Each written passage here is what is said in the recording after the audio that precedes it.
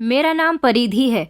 हम 4 बहनें थे और हमारा एक भाई था जो कि तीसरे नंबर का था और मेरी 2 बड़ी बहनों से छोटा था। मेरी दोनों बड़ी बहनों की शादी हो चुकी थी। अब मेरे भाई की शादी का नंबर था, मगर वो शादी नहीं करना चाहता था। उसका कहना था कि अब वो पहले अपनी बाकी की 2 बहनों की भी शादी कर देना चाहता है, उसके बाद ही अपनी शादी करेगा। मम्मी तो भाई को बहुत समझाती थी कि पहले तुम अपनी शादी कर लो, घर में बहू आ जाएगी तो मुझे बेटियों की शादी करने में आसानी होगी, मगर वो मम्मी की बात मानता ही नहीं था। लेकिन मैंने तो अपनी मम्मी को साफ मना किया हुआ था कि मैं पहले पढ़ाई करना चाहती हूँ, मैं अभी शादी नहीं करना चाहती। जबकि मेरी सबसे छोटी बहन, उसे तो पढ़ाई लिखाई का कोई शौक ही नहीं था। मैंने मम्मी से बोल दिया था कि आप चाहो तो इसकी शादी कर सकती हो। मेरा भाई मुझसे 2 साल बड़ा था। मुझसे छोटी मेरी अभी एक और बहन थी। मेरा भाई जिस कॉलेज में पढ़ता था, उसका उसी कॉलेज का एक फ्रेंड था जो हमारे घर पर कभी कभी आ जाता था। देखने में बहुत अच्छा था और मेरे भाई की ही उम्र का था, मगर मैंने नोटिस किया था कि वो जब भी हमारे घर पर आता था, मुझे बड़ी घूर घूर कर देखता था और मुझे देख देख कर धीमी धीमी स्माइल पास किया करता था। लेकिन कभी भी मैंने उसकी मुस्कुराहट का जवाब नहीं दिया था। पता नहीं वो अपने आप को क्या समझता था।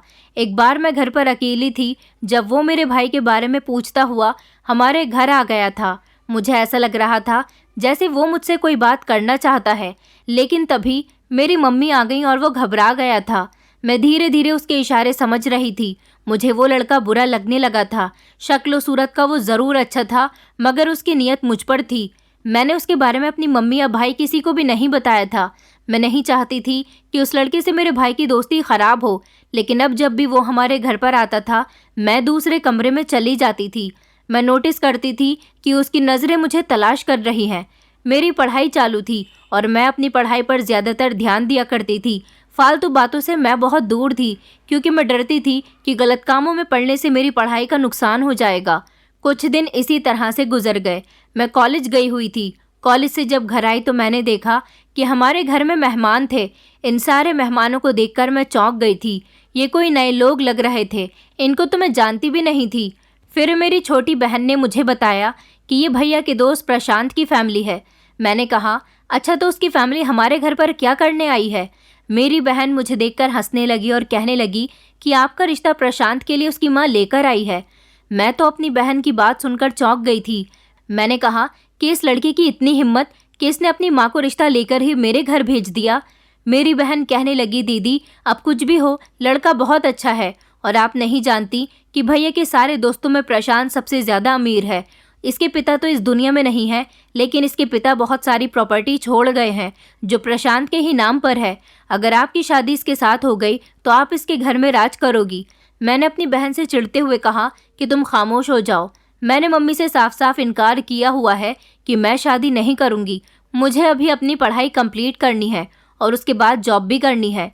हम मिडिल क्लास लोग हैं और फिर हमारे सर पर तो पिता का भी साया नहीं है, सिर्फ एक भाई है। उसी की कमाई से हम लोग अपनी ज़िंदगी गुजार रहे हैं। आखिर हम कब तक अपने भाई पर बोझ बनते रहेंगे? मैं जॉब करके अपने भाई के साथ इस घर को चलाना चाहती हूँ। मुझे पूरी उम्मीद है कि मम्मी इस रिश्ते से इनकार कर देंगी। मेरी बात सुनकर मेरी बहन कहने लगी कि पहले आप इन लोगों को जाने तो दो, उसके बाद देखते हैं कि क्या होता है। मैं फ्रेश होने के लिए चली गई थी। हमारे घर पर लगभग 2 घंटे बैठने के बाद वो लोग चले गए थे। थोड़ी ही देर गुजरी थी कि मेरी मम्मी कमरे के अंदर आई और कहने लगी कि तुम बहुत भाग्यशाली हो परिधि। तुम्हें पता है तुम्हारा रिश्ता कहाँ से आया है? प्रशांत के घर से प्रशांत ने अपनी माँ और बहन को तुम्हारा रिश्ता लेकर भेजा है। उसने तुम्हें खुद पसंद किया है और देखो इतने बड़े लोग हमारे घर खुद चलकर तुम्हारा हाथ मांगने आए हैं। तुम नहीं जानती कि उसकी माँ को तो किसी के घर जाने की फुर्सत भी नहीं होती। वो हम जैसे गरीब लोगों के यहाँ अपने बेटे की ख्वाहिश पर खुद चलकर आई हैं। मैंने लड़के वालों को हाँ कर दी है, क्योंकि मुझे तो प्रशांत के अंदर कोई कमी नहीं लगी। इतना अमीर है, उसका पिता मरने से पहले अपनी सारी प्रॉपर्टी प्रशांत के नाम करके गया है। तुम वहाँ पर कितनी खुश रहोगी? मैंने अपनी मम्मी से कहा कि आपने उन लोगों को रिश्ते के लिए हाँ भी कर दिया। तो मेरी मम्मी कहने लगी कि हाँ, मैंने हाँ करने में बिल्कुल भी देर नहीं की, क्योंकि ऐसा रिश्ता तो किस्मत वाली लड़कियों के लिए आता है। पता है लड़के की माँ और बहन ने तुम्हें देखा भी नहीं है। उनका कहना था कि हमारे बेटे ने जिस लड़की को पसंद किया है वो ज़रूर अच्छी ही होगी। हमने फिर भी उन्हें तुम्हारी फ़ोटो दिखा दी थी, लेकिन तुम कॉलेज से कब आई मुझे पता होता तो मैं तुम्हारा सामना उनसे ज़रूर करवाती। अगले हफ्ते वो लोग शादी की डेट फिक्स करने आएंगे। तुम नहीं जानती कि मैं और तुम्हारा भाई इस रिश्ते से कितने खुश हैं। मैंने अपनी मम्मी से कहा, मम्मी आप होश में तो हो, आपको नहीं पता कि आप क्या कह रही हो। मेरी मम्मी कहने लगी कि होश में तो अब तुम्हें आना होगा, छोड़ दो ये जॉब करने की ज़िद और खामोशी से शादी करके अपना घर बसाओ। मैंने कहा, मम्मी मुझे वो लड़का पसंद नहीं है, मैं उससे शादी नहीं कर सकती। मेरी मम्मी कहने लगी कि देखो मैं उन लोगों को हाँ कह चुकी हूँ और वो बहुत अमीर लोग हैं। अगर किसी को पता चल गया कि तुम उस लड़के को पसंद नहीं करती तो लोग हमें बेवकूफ़ समझेंगे और कहेंगे कि इतना अच्छा रिश्ता इन लोगों ने ठुकरा दिया। प्रशांत बहुत अच्छा लड़का है, बस एक बार उसकी पढ़ाई कंप्लीट हो जाए उसके बाद वो अपना बिजनेस संभालेगा और फिर उसका पिता मरने से पहले इतनी सारी प्रॉपर्टी उसके लिए ही तो छोड़कर गया है कि उसे तो बिजनेस संभालने की ज़रूरत ही नहीं है। मेरी मम्मी खुश होते हुए मुझे गले से लगाने लगी और कहने लगी कि तुम नहीं जानती कि मैं इस रिश्ते से कितनी खुश हूँ। मैं चाहती हूँ कि मेरी छोटी बेटी के लिए भी ऐसे ही परिवार से रिश्ता आए।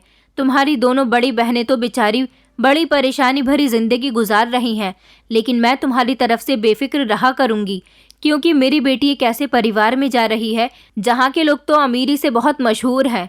मैंने कहा, मम्मी आप ये कैसी बातें कर रही हो? क्या आप अपनी बेटी की शादी इसीलिए करना चाहती हो कि प्रशांत अमीर है? वो अमीर हुआ और उसने मुझे खुश नहीं रखा तो मेरे लिए ये अमीरी किस काम की? मेरी मम्मी कहने लगी कि शुभ शुभ बोला करो, तुम वहाँ क्यों खुश नहीं रहोगी? आखिरकार तुम्हें प्रशांत ने खुद पसंद किया है और वो तुम्हें प्यार क्यों नहीं देगा? वो तुम्हें बहुत प्यार करेगा। मुझे अपनी मम्मी पर बहुत गुस्सा आ रहा था। आखिरकार वो मुझसे बिना पूछे लड़के वालों को हाँ कैसे कर सकती थी? मेरे घर में तो इस रिश्ते से सब बहुत खुश थे, मगर मैं और आगे पढ़ना चाहती थी, लेकिन मेरी चाहत को किसी ने नहीं समझा। मैंने भैया से भी बात करने की कोशिश की तो भैया ने भी यही कहा कि प्रशांत बहुत अच्छा लड़का है और मैं तो चाहता था कि काश मेरी किसी बहन की शादी प्रशांत के घर में हो जाए, लेकिन कभी मेरी प्रशांत से बात करने की हिम्मत नहीं हुई क्योंकि उसका और हमारा कोई मेल नहीं है। वो कहाँ है और हम कहाँ। लेकिन फिर भी उसने तुम्हें पसंद कर लिया और अपने घर वालों को रिश्ता लेकर भी भेजा। मैं इस बात से बहुत खुश हूँ। अब बस मैं जल्दी ही तुम्हारी शादी प्रशांत के साथ कर दूंगा। भाई की बातें सुनकर भी मैं चौंक गई थी। मेरी बात को कोई समझने की कोशिश ही नहीं कर रहा था कि मैं जॉब करना चाहती हूँ। मेरे भाई ने कहा था कि मैं इस घर के हालात संभालने के लिए अकेला ही काफ़ी हूँ, तुम्हें जॉब करने की ज़रूरत नहीं है। और फिर घर वालों की खुशी के आगे मैंने अपनी खुशी को दफन कर दिया था। सबसे ज़्यादा गुस्सा तो मुझे प्रशांत पर आ रहा था, जिसकी वजह से मेरा ये सपना टूटा था। उसने मेरे घर रिश्ता भेजकर बहुत बड़ी गलती की थी क्योंकि मेरे दिल में उसके लिए कोई फीलिंग्स नहीं थी, बल्कि रिश्ता भेजने के बाद तो मैं उससे और भी ज़्यादा चिढ़ने लगी थी। एक हफ्ते बाद ही उसकी फैमिली हमारे घर आकर शादी की डेट फिक्स कर गई थी और मेरे लिए बहुत सारे गिफ्ट्स भी आए थे, मगर मैंने उनमें से किसी भी गिफ्ट को खोलकर नहीं देखा था क्योंकि मुझे ना तो अपनी शादी में कोई इंटरेस्ट था और ना ही अपने ससुराल वालों में कोई इंटरेस्ट था। मगर जिस किसी को भी ये बात पता चल रही थी कि मेरा रिश्ता कपूर इंडस्ट्रीज़ के मालिक प्रशांत कपूर से लग गया है, तो वो लोग मुझे बहुत ही भाग्यशाली कह रहे थे। प्रशांत मेरे भाई का दोस्त था, उसने मेरे भाई की भी कई बार मदद की थी। कई बार जब मेरे भाई को पैसों की ज़रूरत हुई थी तो उसने मेरे भाई को दे दिए थे, जिसको मेरा भाई फिक्र से ही उसे लौटा दिया करता था। घर में चारों तरफ शादी का माहौल छाया हुआ था। मेरी मम्मी ने भी मेरे लिए काफ़ी कुछ जोड़ कर रखा था, मगर प्रशांत ने भैया से बोल दिया था कि ना तो उसे दहेज चाहिए और ना ही उसे कोई जेवर, बस वो मुझे पसंद करता है और उसको सिर्फ और सिर्फ मुझसे ही मतलब था। इस बात पर तो मेरे घर वाले उसका और उसकी फैमिली का एहसान बहुत ज़्यादा मान रहे थे। फिर मेरी शादी वाला दिन भी आ गया। मैं उस दिन बहुत रोई थी जब मेरे सारे सपने टूट रहे थे और फिर विदा होकर मैं अपनी ससुराल चली आई थी। मेरे ससुराल वाले इतने अमीर थे कि मेरी शादी में किसी चीज़ की कोई कमी नहीं थी। प्रशांत की शादी खूब धूमधाम से की गई थी। मेरा स्वागत भी घर के अंदर बहुत अच्छे तरीके से किया गया था। प्रशांत बहुत खुश नज़र आ रहा था, मगर मैं उदास थी। लेकिन अब जो भी था, जैसा भी था, वो मेरा पति था और मैंने अपने दिल में ठान लिया था कि अब मुझे सारी बातों को भूलकर अपनी नई ज़िंदगी की शुरुआत करनी ही पड़ेगी, क्योंकि अब तो मेरी शादी हो चुकी है। अब कुछ नहीं हो सकता। मैं दुल्हन बनी हुई अपने पति का कमरे में इंतज़ार कर रही थी। शायद मेरा ये इंतज़ार ज़्यादा देर तक का होने वाला था, क्योंकि ये लोग तो अमीर थे और सुबह को देर तक उठते थे। उनके लिए रात ख़राब करना तो नॉर्मल सी बात थी। मैं कमरे में चारों तरफ कमरे की सजावट को देख रही थी, जिसकी डेकोरेशन बहुत ही अच्छी की गई थी और कमरे में एक अजीब सी खुशबू फैली हुई थी जो मुझे बहुत पसंद आ रही थी। रात के लगभग 2 बजे मेरा पति कमरे के अंदर आया और आते ही मेरे करीब बैठ गया। उसने प्यार से मेरा घूंघट उठाया और कहने लगा कि तुम नहीं जानती परिधि, मुझे आज के दिन का कितनी बेसब्री से इंतजार था। फाइनली आज तुम मेरे सामने मेरी पत्नी बनकर बैठी हुई हो। मैं तुम्हें बहुत पसंद करता था। कई बार मैंने तुमसे अपनी मोहब्बत जाहिर करने की कोशिश की, मगर हमारे बीच में कोई ना कोई आ गया था, या फिर तुम मुझसे दूर दूर रहने लगी थी। इसलिए मैंने फैसला किया कि मैं तुम्हारी भावनाओं के साथ खिलवाड़ नहीं करूंगा, बल्कि मैं तुम्हें अपनी पत्नी बनाकर तुम्हारी हर ख्वाहिश को पूरा करूंगा। यही वजह थी कि मैंने अपने घर में अपनी पसंद के बारे में बता दिया और मेरी माँ बहनें खुशी खुशी तुम्हारा हाथ मांगने के लिए चली गईं। मैं अपने पति से कोई बात नहीं कर रही थी। वो कहने लगा कि तुम मुझसे कोई बात नहीं करोगी, क्या तुम्हें मैं पसंद नहीं हूँ? मैंने कहा नहीं, ऐसी कोई बात नहीं है, तुम बहुत अच्छे हो। जब मैंने ये बात कही तो वो मुस्कुराने लगा था। अभी मैं आगे उससे कुछ और बात करती, इतने में ही उसके मोबाइल की रिंग बजने लगी और वो एक्सक्यूज़ मी कहते हुए बेड से उठा और एक तरफ जाकर कॉल अटेंड करने लगा। पता नहीं इतनी रात को किसकी कॉल आई थी। मैं वेट कर रही थी कि कब वो बात पूरी करने के बाद मेरे पास आकर दोबारा से बैठ जाए, जबकि मैं अब उसकी पत्नी बन चुकी थी, इसलिए मेरे दिल में उसके लिए अच्छे ख्याल पैदा होने लगे थे। वैसे भी अब पुरानी बातों को याद करने से कोई फ़ायदा नहीं था। इंसान को अपनी नई ज़िंदगी की शुरुआत हमेशा खुशी खुशी करनी चाहिए।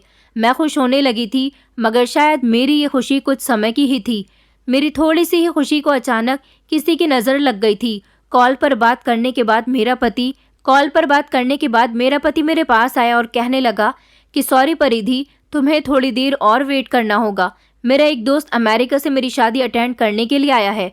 वो तो आज सुबह ही आने वाला था, मगर उसकी फ़्लाइट देर से लैंड हुई, इसलिए उसे आने में इतना टाइम लग गया और बेचारे को मेरी शादी भी नहीं मिली। वो यहाँ ज़्यादा किसी को जानता भी नहीं है, इसलिए मैं उसे लेने के लिए एयरपोर्ट जा रहा हूँ। मेरे अलावा ये काम कोई और नहीं कर सकता। बस मुझे 1 घंटा लगेगा, तुम मेरा इंतज़ार करो, मैं अभी आता हूँ। और फिर मैं तुम्हारा मुँह दिखाई का गिफ्ट भी लाना भूल गया था, वो भी मम्मी के पास रखा हुआ है, मैं उनसे लेना भूल गया था। अगर तुम्हें कोई प्रॉब्लम ना हो तो मैं जाऊँ? मैंने अपने पति से कहा कि हाँ हाँ आप चले जाओ। तो मेरा पति कहने लगा कि तुम्हें इन दुल्हन के कपड़ों में बहुत भारी भारी महसूस हो रहा होगा, तुम एक काम करो, इन्हें चेंज कर लो और इजी हो जाओ। इन कपड़ों की वजह से तुम्हें थकावट महसूस नहीं होगी। मैं अभी आ जाऊंगा तो अपने हाथों से तुम्हें मुंह दिखाई का गिफ्ट दूंगा। ये कहकर मेरा पति मुस्कुराने लगा था। मैंने उससे कहा कि अच्छा ठीक है, तो वो कमरे से बाहर चला गया और मैंने सोचा कि इमरजेंसी तो हर इंसान के साथ लगी रहती है। जब तक मेरा पति घर आता है मैं दूसरे कपड़े पहन लेती हूँ और दोबारा से तैयार हो जाती हूँ, क्योंकि मेरा मेकअप भी थोड़ा ख़राब सा होने लगा था। मैंने अपनी अलमारी खोलकर कपड़े निकाले तो देखा कि अलमारी में एक से एक डिज़ाइनर और ख़ूबसूरत कपड़े रखे हुए थे। मैंने उनमें से एक सिंपल सा सूट निकाल कर पहन लिया और थोड़ा सा मेकअप भी कर लिया और फिर मैं बेड पर बैठकर अपने पति का इंतज़ार करने लगी। जब बेड पर बैठे बैठे थक गई तो इधर उधर टहलने लगी। 1 घंटे से भी ज़्यादा हो गया था, मगर मेरा पति अभी तक वापस नहीं आया था। जब मैं टहलते टहलते थक गई तो बिस्तर पर लेटने लगी। सोचा कि आराम कर लेती हूँ, लेकिन अचानक मुझे शोर की आवाज़ सुनाई दी। ये शोर कैसा था, मेरी कुछ समझ नहीं आ रहा था। ऐसा लग रहा था जैसे बहुत सारे लोग इकट्ठा हैं और रोने की आवाज़ आ रही है। मैं घबरा गई थी। तभी अचानक कमरे का दरवाज़ा खुला और मेरी नंद कमरे के अंदर आई और रोते हुए मुझसे लिपट गई। कहने लगी भाभी भैया, ये कहकर वो ज़ोर ज़ोर से रोने लगी। मैं उसके रोने का मतलब नहीं समझ पाई थी। मैंने उससे कहा क्या हुआ है, तुम क्यों रो रही हो? तो उसने बताया कि भाभी आपको नहीं पता कि भैया इस दुनिया से जा चुके हैं। उसकी अचानक बात सुनकर मैं शॉक्ड रह गई थी। मैंने कहा क्या कह रही हो तुम, वो तो अपने दोस्त को लेने गए हुए हैं। तो मेरी नंद कहने लगी कि नहीं नहीं भाभी, भैया का रास्ते में अचानक एक्सीडेंट हो गया और वो मौके पर ही इस दुनिया को छोड़कर चले गए। भैया को अस्पताल ले जाया गया था, मगर डॉक्टर ने उन्हें मृत घोषित कर दिया। आप नीचे चलिए, सब लोग आपको बुला रहे हैं। अपनी नंद की बात सुनकर तो मेरे पैरों तले से ज़मीन निकल गई थी और मैं खड़ी की खड़ी रह गई थी। मुझे अपने कानों पर विश्वास नहीं हो रहा था। मेरी नंद मेरा हाथ पकड़कर मुझे नीचे ले गई। मैं नीचे गई तो देखा कि सफ़ेद चादर में लिपटा हुआ एक शव ज़मीन पर रखा हुआ था और उसके आसपास काफ़ी सारे लोग इकट्ठा थे। मेरी सास और मेरे पति के भाई और उसकी बहनें बुरी तरह से रो रहे थे। मुझे तो यकीन ही नहीं आ रहा था कि जो इंसान अभी कुछ समय पहले मुझसे बातचीत करके गया था वो अचानक कैसे मर सकता है। मैंने तो रोना शुरू कर दिया था। मुझे लग रहा था कि मेरी जिंदगी उजड़ गई। मैं अभी अभी तो सुहागन बनी थी और अब मैं विधवा भी बन चुकी थी। मेरी सास मुझे अपने पास बिठाकर लिपट कर रो रही थी और कह रही थी कि देखो, तुम्हारा पति इस दुनिया को छोड़कर चला गया। मेरे घर वाले भी आ गए थे और मेरे भाई का भी रो रो कर बुरा हाल था, क्योंकि उसका दोस्त इस दुनिया से जा चुका था। वो दिन मेरी जिंदगी का सबसे खतरनाक दिन था। प्रशांत का चेहरा बार बार मेरी आंखों से नहीं जा रहा था। मैं रोते रोते बेहोश हो गई थी और प्रशांत के शव का अंतिम संस्कार कर दिया गया था। मेरी मम्मी भी मुझे देख देख कर बहुत रो रही थी। कह रही थी कि मेरी बेटी को उसकी ज़िंदगी में खुशियाँ मिलने वाली थी, लेकिन सोचा नहीं था कि उसे इतना बड़ा दुख मिल जाएगा। मैं इतनी बुरी तरह से रो रही थी। अपने पति को याद कर कर के मेरी हालत पागलों जैसी हो गई थी, मगर मैं अपने होशो आवाज़ खो बैठी थी। मुझसे इस बात का सब्र नहीं हो रहा था कि मेरा पति मुझे इस दुनिया से इतनी जल्दी छोड़कर कैसे जा सकता है। वो तो अपने दोस्त को एयरपोर्ट से लेने गया था। उसने कहा था कि वो अभी 1 घंटे में आ रहा है, मगर वो मुझे इस तरह से छोड़ कर गया कि दोबारा वापस ही नहीं आया। मेरी सास ने मेरी मम्मी से कहा था कि ये हमारे बेटे की विधवा है, हमारे घर पर ही रहेगी। कई दिन गुजर चुके थे। मेरे घर वाले भी मेरे घर से जा चुके थे और मैं अपनी ससुराल में ही अपने पति की विधवा बनकर जिंदगी गुजार रही थी।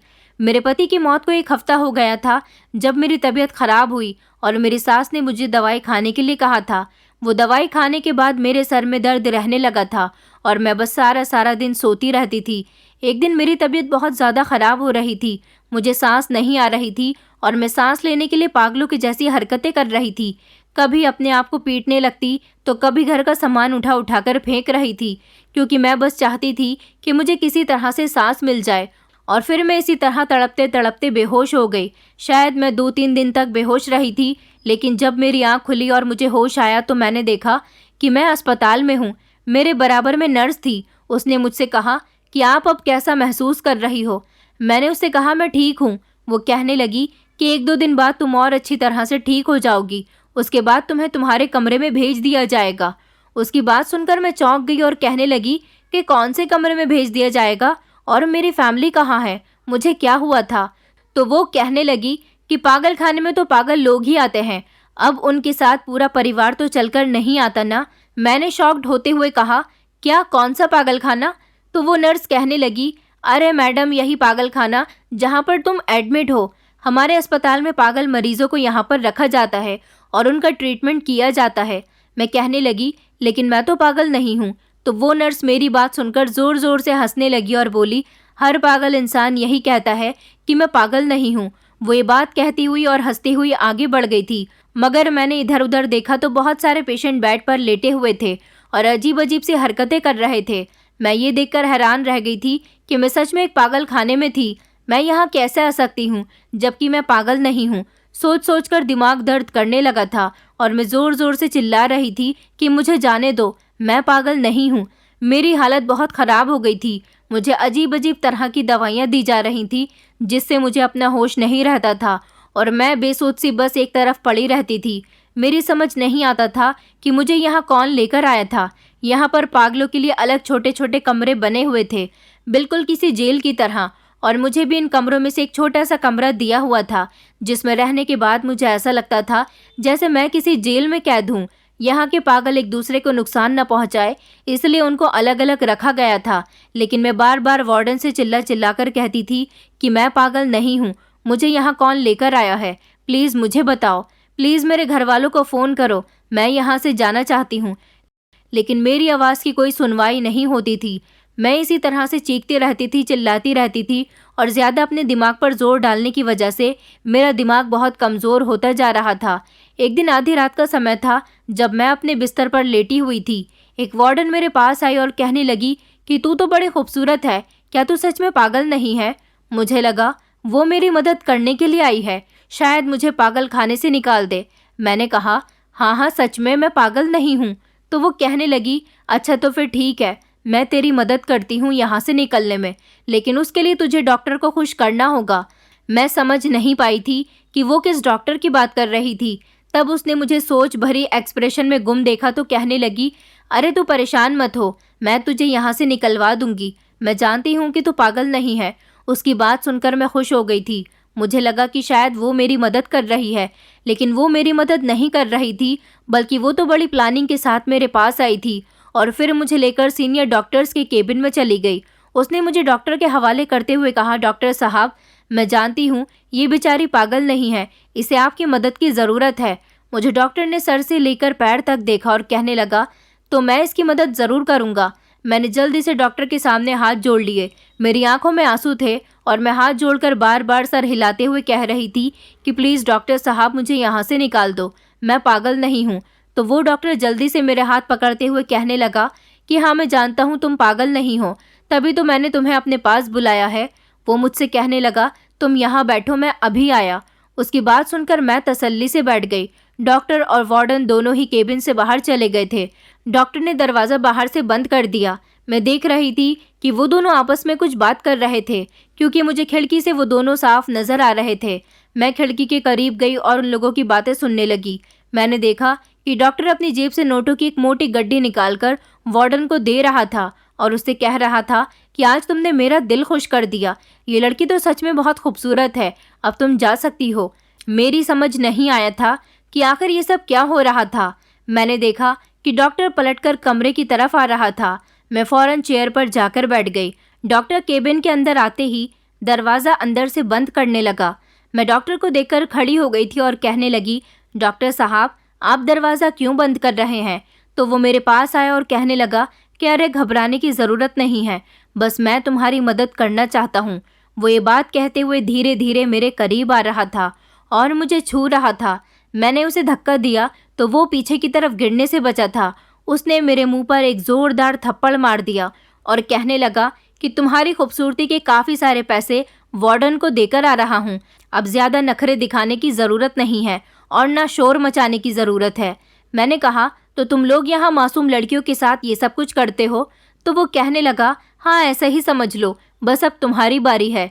उसने मेरे लाख गिड़गिड़ाने के बावजूद भी मेरी इज्जत के साथ खिलवाड़ किया और फिर उसने मुझे एक ऐसा इंजेक्शन लगाया जिसके लगने के बाद मैं अपने आप में बहुत कमज़ोरी महसूस कर रही थी और मेरी आवाज़ तक नहीं निकल रही थी। शायद वो इंजेक्शन वीकनेस का था, जिसकी वजह से मैं कमज़ोर पड़ जाऊं और किसी को कुछ ना बता पाऊं और ना ही यहाँ से भाग पाऊं। मुझे मेरे कमरे में भिजवा दिया गया था। मैं बस अपने बिस्तर पर लेटी हुई थी और मेरी आँख कान खुले हुए थे। मुझे सब दिख सकता था, मैं सब सुन सकती थी, लेकिन मैं उठकर कुछ नहीं कर सकती थी। मुझे अपनी ज़िंदगी बुरी लगने लगी थी। मैं पागल नहीं थी, लेकिन इन अस्पताल के लोगों ने मुझे सच में पागल बना दिया था। लेकिन सबसे ज़्यादा सोचने वाली बात ये थी कि मुझे यहाँ पर लेकर कौन आया था। मैं तो अपने ससुराल में थी। मैंने सोच लिया था कि जैसे ही मुझे महसूस होगा कि मैं ठीक होने लगी हूँ, तो मुझे कुछ ना कुछ करके यहाँ से भागना ही होगा। मगर यहाँ सख्त पहरा था, मैं कुछ भी करके भाग नहीं सकती थी। आज रात फिर से मुझे वार्डन डॉक्टर के पास ले जाने के लिए आई थी। मैंने उसे कई बार मना किया, लेकिन मेरे मना करने के बावजूद भी मेरे साथ वही सब कुछ हुआ जो पहले डॉक्टर कर चुका था। कई दिन इसी तरह से गुजर गए थे। मुझे 2 दिन से डॉक्टर के पास जाना नहीं पड़ रहा था। शायद डॉक्टर कहीं बाहर गया हुआ था। मेरे पास ये मौका अच्छा था यहाँ से भागने का, क्योंकि जब डॉक्टर होता था तो मुझे वीकनेस वाला इंजेक्शन लगा दिया जाता था, जिसकी वजह से मैं कमज़ोरी की हालत में बिस्तर पर पड़ी रहती थी। लेकिन इन 2 दिनों में मैं अपने आप को ठीक महसूस कर रही थी, इसलिए मैं खामोशी से छुपती छुपाती अस्पताल के दरवाजे तक पहुंच आई थी। मगर गेट पर गार्ड बैठा हुआ था, मुझे उससे बचकर निकलना था। पीछे से मुझे कोई आता हुआ नजर आया तो जल्दी से मैं एक कोने में छुप गई। मैंने देखा कि एक वार्ड बॉय था जो गार्ड से बातें कर रहा था। वो दोनों आपस में बातें करने में इतने बिजी थे कि मैं दरवाज़ा खोलकर खामोशी से वहाँ से निकल गई और फिर सारी रात में भटकती रही। रात के अंधेरे में मुझे एक जगह नजर आई। ये एक ढाबा था और इस समय बंद था, क्योंकि इस समय रात के 4 बज रहे थे। मैं यहाँ ढाबे के बाहर ही ज़मीन पर लेट गई थी और फिर मुझे नींद आ गई। सुबह जब ढाबे का मालिक आया तो पूछने लगा कि तुम कौन हो। मैं बहुत बुरी कंडीशन में थी। मैंने 2 दिन से कुछ नहीं खाया था। मेरी आवाज़ तक नहीं निकल रही थी। मेरी हालत इतनी ख़राब हो चुकी थी कि मेरे बाल बिखरे हुए थे और चेहरा भी बहुत गंदा हो रहा था। वो आदमी समझ तो गया था कि मैं किसी अस्पताल की पेशेंट हूँ, क्योंकि मैंने पागल खाने की ड्रेस पहनी हुई थी। वो कहने लगा कि कहाँ से आई हो। मैंने उसे नहीं बताया कि मैं पागल खाने से भागकर आई हूँ। मैंने कहा कि साहब मुझे कुछ खाने को दे दो, मैं कई दिन से भूखी हूँ। मेरी बात सुनकर उस ढाबे के मालिक को लगा कि मैं भीख मांगती हूँ, इसलिए उसने मुझे खाना दे दिया। लेकिन मैं वहाँ से कहीं नहीं गई। मुझे वहाँ से वो भगाता रहा क्योंकि उसके कस्टमर आना शुरू हो गए थे। मैं जैसे तैसे चलती हुई अपनी मम्मी के घर आ गई थी। मैंने अपना हुलिया और ज़्यादा ख़राब कर लिया था ताकि मुझे कोई पहचान न सके, मगर मैं जानती थी कि मैं अब अपने घर जाऊंगी तो मेरे घर वाले मुझे ज़रूर पहचान जाएंगे। मैं जैसे ही अपनी मम्मी के घर गई तो ये देखकर मैंने रोना शुरू कर दिया कि वहाँ पर ताला लगा हुआ था और मैं बड़ी उम्मीद से और मुश्किल से यहाँ तक पहुँची थी। मैं सुबह से रात तक वहाँ अपने घर वालों का इंतज़ार करती रही। शायद वो लोग कहीं चले गए होंगे, लेकिन उन्हें अब तक आ जाना चाहिए। वो लोग अब तक आए क्यों नहीं? मैं बस यही उम्मीद लगाए हुए घर के आसपास ही टहल रही थी, मगर वहाँ कोई भी नहीं आया। मैंने आसपास के लोगों से पूछा तो उन्होंने बताया कि ये लोग तो अपनी बेटी के पागल होने के बाद ये शहर ही छोड़कर चले गए। सुना है कि कहीं और रह रहे हैं। हमारे पड़ोस की औरत मुझे पहचान नहीं सकी थी क्योंकि मेरी हालत बिल्कुल किसी भीख मांगने वाली औरत की जैसी हो रही थी।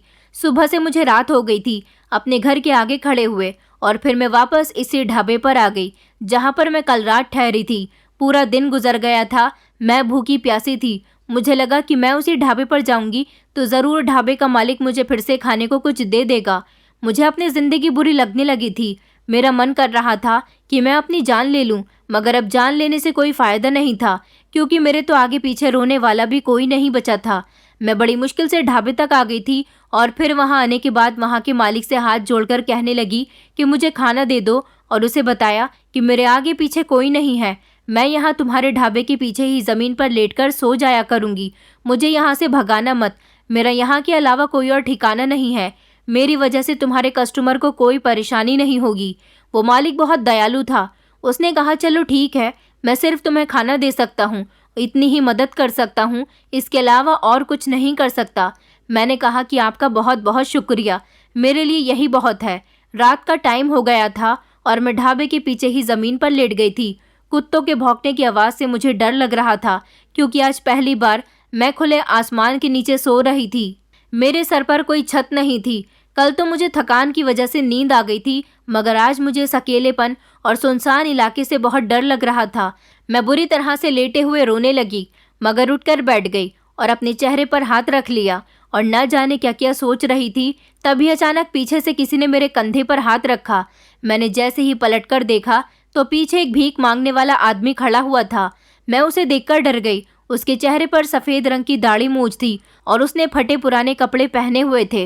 वो मुझसे कहने लगा कि मैं तुम्हारी सच्चाई जानता हूँ, मैं तुम्हें सहारा देना चाहता हूँ, क्या तुम मेरे साथ चलना चाहोगी? उस आदमी की बात सुनकर मुझे घबराहट महसूस होने लगी थी क्योंकि यह आदमी कोई फ्रॉडिया भी हो सकता था जो मुझे ले जाकर मेरे साथ कुछ गलत करे। लेकिन फिर मैंने सोचा कि मेरे साथ अब तक काफ़ी गलत हो चुका है, यह आदमी भी इससे ज़्यादा मेरे साथ क्या करेगा? मुझे सोचते हुए देखकर वो आदमी कहने लगा, क्या तुम मुझसे शादी करोगी? तुम बहुत खूबसूरत लड़की हो और तुम्हारी हालत देखकर लगता है कि तुम्हें वक्त ने बहुत सताया है। मैं तुम्हारा बहुत ख्याल रखूँगा, तुम्हें कभी किसी चीज़ की कमी नहीं होने दूंगा। बताओ मुझसे शादी करोगी? मैंने उससे कहा कि दुनिया मुझे पागल समझती है और ये ढाबे वाला मालिक मुझे भीख मांगने वाली समझता है। क्या ये सब जानने के बावजूद भी तुम मुझसे शादी करने के लिए तैयार हो? तो वो कहने लगा कि मैंने कहा ना कि मैं तुम्हारी पूरी ज़िंदगी के बारे में जानता हूँ, तुम्हारे साथ क्या क्या हुआ और तुम किस तरह से पागल खाने पहुँची, मैं सब कुछ जानता हूँ, इसलिए तो तुम्हें शादी की ऑफ़र दे रहा हूँ। मैं कहने लगी, लेकिन तुम कौन हो? तो वो बोला कि ये समझ लो कि मैं भगवान का भेजा हुआ एक संत आदमी हूँ जो तुम्हारी मदद करने के लिए आया हूँ। मैंने अपने दिमाग में सोच विचार किया और उससे कहा कि अच्छा ठीक है, मैं तुमसे शादी करने के लिए तैयार हूँ। तो वो कहने लगा कि तुम्हें मेरे साथ मेरे घर चलना होगा क्योंकि मैं अपनी पत्नी को यहाँ बीच रास्ते पर सुनसान जगह में अकेला नहीं छोड़ सकता। वो मुझे अपने साथ कुछ दूरी पर चलने के बाद एक घर में ले आया था। जैसे ही उसने घर का दरवाज़ा खोला और लाइट ऑन की तो ये देखकर मैं दंग रह गई थी कि इस घर में तो हर फैसिलिटी मौजूद थी। ये तो एक मामूली सा भीख मांगने वाला आदमी लग रहा है, मगर इसके पास इतना अच्छा घर और घर में हर चीज़ मौजूद है, फिर भी ये क्यों मांगता है? मैं यही सब कुछ सोच रही थी। जैसे ही मैंने पलटकर देखा तो वो आदमी अपनी दाढ़ी मूंछ निकाल रहा था। मैं उसको गौर से देख रही थी, लेकिन फिर अचानक मेरी चीख निकल गई जब उसका असली रूप मेरे सामने आया। मैं बेहोश होने से बची थी। उसने मुझे थाम लिया। ये इंसान कोई और नहीं बल्कि मेरा पति प्रशांत था। मेरा पति तो मर चुका था, फिर ये कौन था?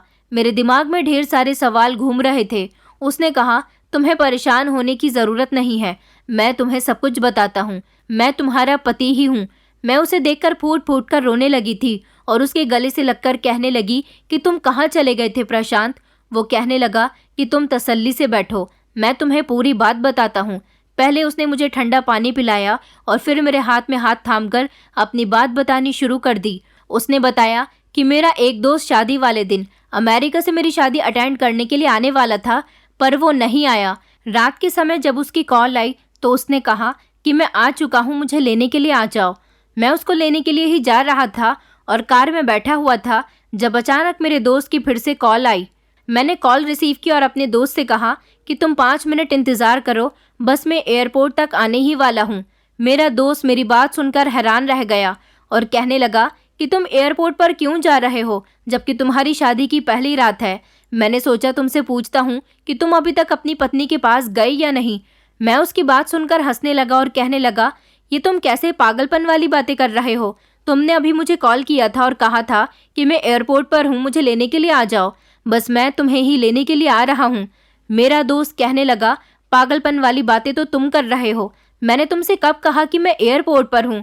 मैंने तो तुम्हें दिन में ही कॉल करके बता दिया था कि मैं नहीं आ पाऊंगा, मेरा आना कैंसिल हो गया है। अपने दोस्त की बात सुनकर मैं हैरान रह गया। मैं ड्राइविंग करते करते उससे बात कर रहा था और उससे बहस कर रहा था कि तुम आज के दिन तो मुझसे मजाक मत करो। मैं अपनी पत्नी को कमरे में अकेला अपना इंतजार करने के लिए छोड़कर आया हूँ, सिर्फ और सिर्फ तुम्हें लेने के लिए। वो मुझे यकीन दिलाने की कोशिश कर रहा था कि तुम्हें किसी ने बेवकूफ़ बनाया है। मैंने तुम्हें कॉल नहीं की, तुम देख सकते हो मेरे नंबर से तुम्हें कॉल नहीं आई होगी। मैंने ड्राइविंग करते हुए मोबाइल पर ध्यान दिया और चेक किया कि किसके नंबर से कॉल आई थी, लेकिन ये देखकर मैं दंग रह गया कि वो कॉल मेरे दोस्त के नंबर से नहीं आई थी। अभी मेरा ध्यान मोबाइल पर ही था कि अचानक पीछे से किसी ने मेरी गाड़ी को ज़ोरदार टक्कर मारी और मेरी गाड़ी दूर जाकर एक पेड़ से टकराई थी और फिर उसके बाद मैं बेहोश हो गया। जब मुझे होश आया तो मैं अपने फैमिली डॉक्टर के यहाँ एडमिट था। मुझे जल्दी ही 1 घंटे के बाद होश आ गया था। मुझे काफ़ी सारी चोटें आई थी। मेरे फैमिली डॉक्टर ने मुझे एक ऐसी बात बताई जिसने मेरे होश उड़ा दिए थे। वो कहने लगे कि तुम्हारा एक्सीडेंट नहीं हुआ था, बल्कि तुम्हारा एक्सीडेंट करवाया गया था। मैं जानता हूँ कि ये सब तुम्हारे साथ किसने किया है। हमारे फैमिली डॉक्टर मेरे पापा के बेस्ट फ्रेंड थे और उनको मेरे सौतेली माँ ने ढेर सारे पैसे दिए थे और कहा था कि प्रशांत मर जाना चाहिए। उन्होंने मेरे फैमिली डॉक्टर से कहा था कि तुम प्रशांत को जहर का इंजेक्शन लगा दो ताकि वो मर जाए, क्योंकि ये बात मेरी सौतेली माँ जानती थी कि मेरा इतना भारी एक्सीडेंट नहीं हुआ था। मेरे फैमिली डॉक्टर ने उनके कहने के मुताबिक पैसे ले लिए थे, लेकिन उन्होंने मुझे सब कुछ बता दिया था, क्योंकि मेरे फैमिली डॉक्टर जानते थे कि मेरी सौतेली माँ मेरे साथ ये सब कुछ क्यों कर रही है। वो एक ईमानदार इंसान है। दरअसल मैं अपने डैड का इकलौता बेटा था। मेरी मम्मी के मर जाने के बाद मेरे डैड ने मेरी सौतेली माँ से दूसरी शादी कर ली थी, जो अपने पहले पति से 2 बेटियाँ और 1 बेटा लेकर आई थी। मगर मेरे पापा ने मरने से पहले सारी प्रॉपर्टी मेरे नाम कर दी। मेरी सौतेली माँ को इस बात का गुस्सा था कि उन्होंने सारी प्रॉपर्टी बराबर बराबर सारे बच्चों के हवाले क्यों नहीं की। उन्होंने मेरी सारी प्रॉपर्टी अपने नाम करवाने के लिए मेरा ये एक्सीडेंट करवाया और उन्होंने ही तुम्हें पागल खाने में भिजवाया था।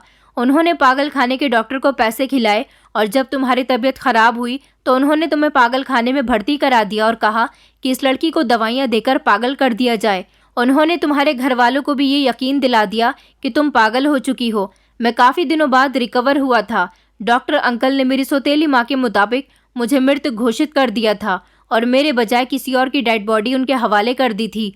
मेरी सौतेली माँ अपने प्लान में कामयाब हो गई थी। उन्हें लगा कि मैं मर गया हूँ, मगर डॉक्टर अंकल ने मुझे अस्पताल से गायब करवा दिया और मुझे अपने घर पर कुछ दिन तक रखा और सबको यही बताया कि मैं मर चुका हूँ।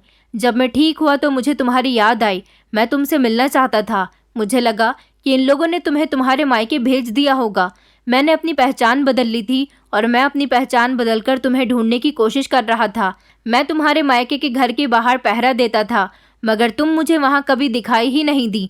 मैं नहीं जानता था कि उन लोगों ने तुम्हारे साथ क्या किया, लेकिन मेरी नज़र अभी भी तुम्हारे मायके पर ही टिकी हुई थी कि तुम जहाँ भी होगी, लेकिन कभी न कभी अपने मायके ज़रूर आओगी। अब जब तुम अपने मायके गई तो मैं तुम्हें देखकर बहुत खुश हुआ था। मुझे बहुत सुकून मिला था, मगर तुम्हारी हालत देखकर मुझे बहुत अफसोस हुआ कि शायद मेरी वजह से ही उन लोगों ने तुम्हारी ये हालत की होगी। जब तुम अपने मायके पर ताला लगा हुआ देखकर यहाँ आई तो मैं तुम्हारे पीछे पीछे ही था और तुम्हारे साथ था कि अब मेरे होते हुए तुम्हें कोई नुकसान नहीं पहुँचा सकता। तुम्हें रोते हुए देखा तो मैंने सोचा कि अब मुझे तुमसे बात करनी ही होगी और इस तरह मैं तुम्हें अपने यहाँ लेकर आया हूँ। ये मेरे दोस्त का घर है। मेरे डैड ने दूसरे शहर में एक बंगला बनाया हुआ था, वो भी उन्होंने मेरे नाम किया था, लेकिन उस बंगले के बारे में मेरी सौतेली माँ और उसके बच्चे नहीं जानते। उस बंगले की चाबी मेरे एक दोस्त के पास है। हम सारे दोस्त मिलकर वहाँ पर पार्टी किया करते थे। मैं तुम्हें वहाँ लेकर जाऊँगा और हम दोनों वहाँ पर अपनी ज़िंदगी गुजारेंगे और अपनी ज़िंदगी की एक नई शुरुआत करेंगे। प्रशांत की बातें सुनकर मेरी आंखों में आंसू आ गए थे। वो भी ज़िंदगी की एक बड़ी जंग जीत कर आया था। फिर मैंने उसे बताया कि मेरे साथ पागल खाने में क्या क्या हुआ था। उसे बहुत अफसोस हुआ था मेरी हालत को देखकर, मगर फिर उसने मुझे समझाया और तसल्ली दी कि तुम्हें परेशान होने की ज़रूरत नहीं है। तुम वो सब कुछ एक सपना समझकर भूल जाओ और अपनी ज़िंदगी की शुरुआत करो। अब तुम्हारी हकीकत यही है कि मैं तुम्हारे साथ हूँ और अब तुम्हें मुझसे कोई भी अलग नहीं कर सकता। इस तरह प्रशांत और मैं उस बंगले पर चले गए थे। वहाँ जाने के बाद मेरे पति ने नौकरी करना शुरू कर दी और अपनी काबिलियत के बलबूते पर दोबारा से उसने अपने एक अच्छा बिजनेस सेटअप बना लिया। हम लोगों ने बहुत सब्र किया था। जो कुछ प्रशांत की सौतेली माँ ने हम दोनों के साथ किया था, ज़रूर भगवान उनको उनके किए की सज़ा देगा। मेरे घर वालों को लोगों ने उल्टी सीधी बातें कहकर तंग कर दिया था। लोग उनसे कहते थे कि तुम्हारी बेटी मनहूस है, शादी की पहली रात ही अपने पति को खा गई और अब पागल खाने में बैठी हुई है। मेरी माँ और मेरे भाई से ये सारी बातें बर्दाश्त नहीं हुई, इसलिए उन्होंने तंग आकर वो मोहल्ला ही छोड़ दिया। लेकिन मैं अपने पति के साथ अब आसान ज़िंदगी गुजार रही हूँ और अब बहुत खुश हूँ। दोस्तों, उम्मीद करती हूँ आपको हमारी कहानी पसंद आई होगी। कहानी पसंद आई है तो वीडियो को लाइक करें, चैनल पर नए हैं तो चैनल को सब्सक्राइब करें और हाँ, नोटिफिकेशन बेल को ज़रूर दबाएं ताकि अगली अपडेट सबसे पहले आपको मिले।